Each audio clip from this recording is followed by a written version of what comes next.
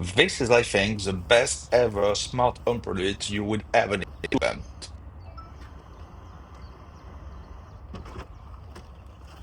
It's just easy to enter in your house. So actually, I never use keys anymore for my car, for my house, and I have one for my garage as well. But basically, it's the Aqara Smart Lock U200, which is very cool. And you can, if you want, pair it with the Aqara hub. So you can do with this one, or you can do with the Camera G5 Pro that I showed you a few days ago. So if you didn't saw this video, do have a look because that's a great hub as well. But basically, this one can also connect to a lot of different stuff like an Apple TV or HomePad for HomeKit. So if you connect to HomeKit, you have this kind of secure NFC device, like Apple Pay, if you know Apple Pay. And basically, even if you don't have any battery, you put your phone next to the lock and it would unlock. That's not it though, because you have a lot of different ways to open that door. So with a digital password, and you can also have different user, different password. You can use an NFC tag, but the most handy way is to use the fingerprint. And I know it's very weird, but using a phone to unlock a door is actually quite annoying. So I think just opening by touching with my finger is quite easy and handy. And I can get my kid to have a finger on it save as well. And I can save temporary access as well, which is kind of cool, I think. And if you connect to the hub or to HomeKit or whatever, you also can control remotely. So that could be good, I suppose, for Airbnb and stuff like this. Or even if you have employee coming to your house, so you can give them a temporary access for a few hours. So that's kind of nice. So that's the actual keyboard with fingerprint sensor on it. By the way, I think it would be so cool if we can have a kind of doorbell thing with this fingerprint, yeah, sensors, so you can unlock the door at the same time. So you can make of two products in one. That would be so awesome. So you would typically put that outside the door, so a door to actually open the door, and this one air is now going from the inside of the door to basically unlock and lock the door. In this case, I already have one, so I'm gonna install this one in my garage. I did try different door lock before, and this one is by far the better one I ever had. Like I had the Nuki for a while, and it's keep like going off the door, and I got locked out like twice, I think. And this one you can even connect by Bluetooth only, so even if your internet is down, it's still gonna work. And the mount is actually quite secure, and I never have any issue with it. I'm going to show you the install in a way in a minute, but I think it's a very good product. So well done, Akara, on this one. It doesn't look too bad neither. Actually, I think it's very well manufactured and it's done very nicely. So here you have to insert the battery which is provided, which is a lithium battery, I think. And you can as well unlock and lock manually if you want to, so that won't use the battery, which I suppose is handy. And you can charge and unlock at the same time, and I will show you that later on. You also have some double fast stickers, so 3M sticker air. It's actually very strong, so I only use this on one of the door without any screw or anything. It is just staying there, no problem. And you have this other adapter depending of your lock. I'm pretty sure though, if you go to the website, they will tell you whether your door is compatible or not, or should I say your lock is compatible or not. And you have the manual A as well, but you also have a QR code inside the doorbell, or what am I saying, inside the door lock with a QR code to scan it.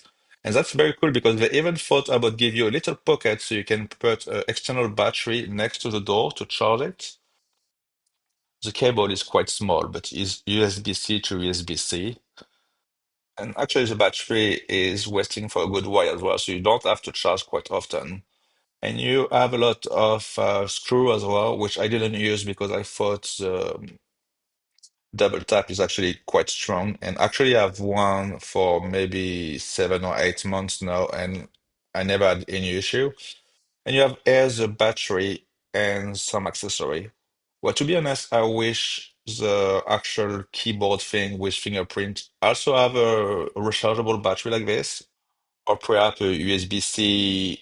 input or maybe some little solar panel, but I guess that won't be very nice looking. Wow, it's not that bad in a way. I never changed the battery so far.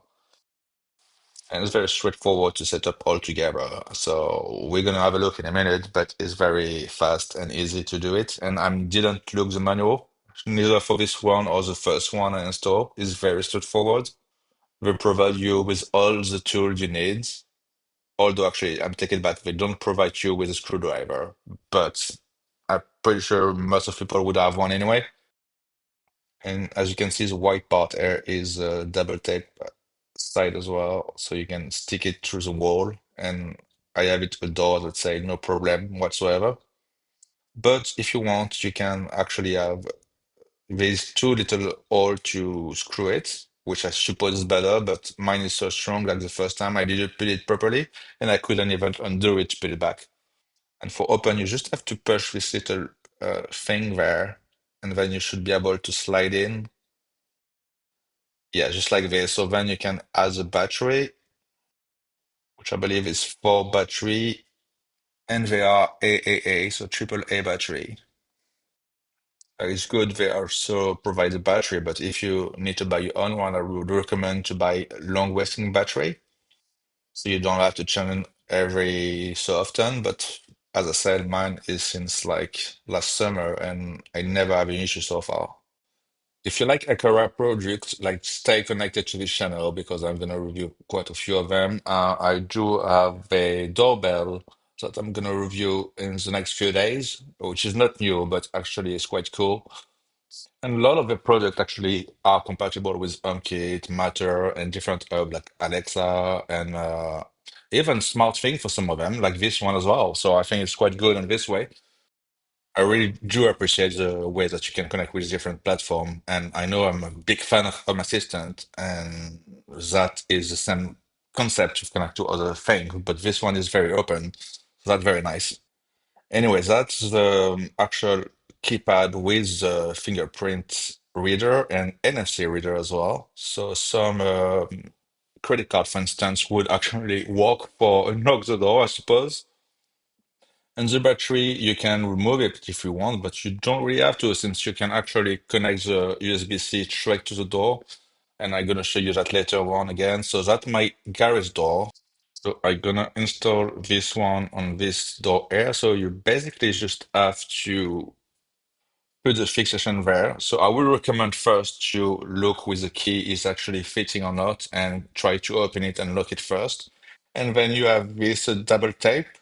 I'm not sure why it's not already like glued to the plate because it is for the keypad, not for this one, which is a bit hard for me to do it and to put it together, especially while I'm trying to look in at the camera at the same time, I suppose. But I don't think it's that hard. But at least, as I say, it's very secure and is very strong. And depending on the depth of your lock, you can also use some screw to tighten it a bit more, even though it's very fine like this. Like I mean it with the Nuki, I think it was the Nuki tree, which is a connected door as well. Um, it's always used to fall, so eventually the double tape used to wear off, and the whole thing used to go off, which is quite dangerous if you don't want to be locked inside your own house.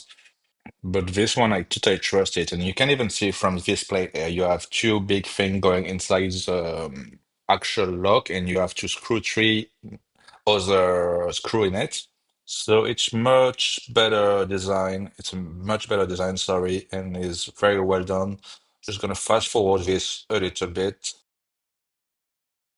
And then, as I said at the beginning, I would recommend you first to actually check if the key actually compatible because some key might be a bit too thick. In my case, it's just fine. So I'm just gonna have to put now this actual mechanism thing and screw everything inside so it's nice and steady. Here we go. So it's already set up. We just need to go on the other side of this door now and put that numerical keypad that allow you to open the door without the phone. I'm actually gonna show you all the settings they have on the app. They have quite a nice thing here as well, and they can pair with other Aqara device for some case. So I'm just gonna put it here, right on the door frame in my case. So as I said, you can use some screw if you want. You can see there's two all there, but I'm just gonna use a double tape.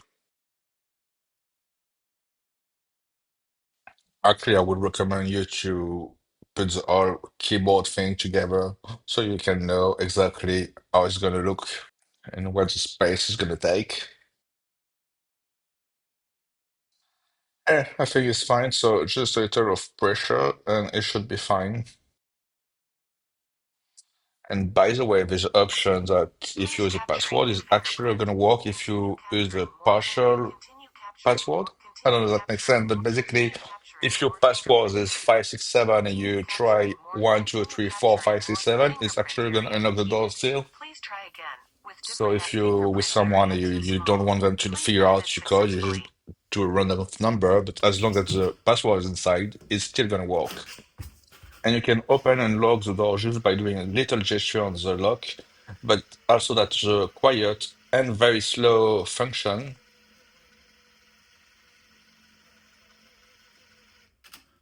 And there is a normal and fast action or fast mode, which is a bit more noisy. And you could even do it yourself, so manually, so it won't make any noise like this. So quite good. And there is a sensor that sense if you actually have a vibration on the door, so it will lock automatically. So that's kind of nice. And as I say, I would charge it with an external battery, and that is the battery I use. It's so cool. I use it for my laptop, for my MacBook Pro, for my iPhone, and not only when I'm traveling. I mean, even at the office or in my bed or whatever. I'm gonna give you a link in the description because this one is so awesome.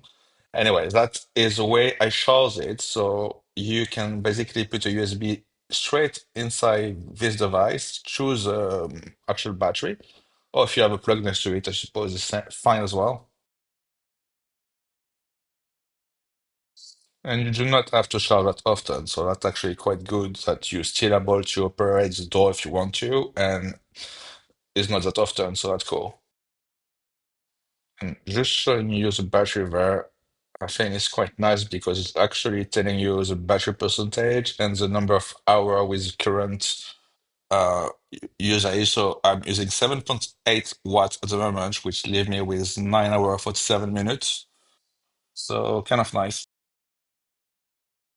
So going to the Aqara app, we can see all my device. So that's my first door lock here, and the one I just installed is not here just yet. That's the doorbell I'm gonna do a video about in a few days. And you basically just have to scan. So there's a QR code inside to scan. There's actually is two. So there's one for the Aqara app or the hub, and one for Matter and HomeKit. And actually, there's even a third one, the other side of it, with the manual. So it's kind of nice there. I'm gonna call that garage, I suppose. And for the location, I don't expect them to have a garage there. No, they don't. So I suppose I'm gonna choose doorway. Yeah, doorway is. So then I need, well, they offer you to connect to Matter if you want, or Home Assistant.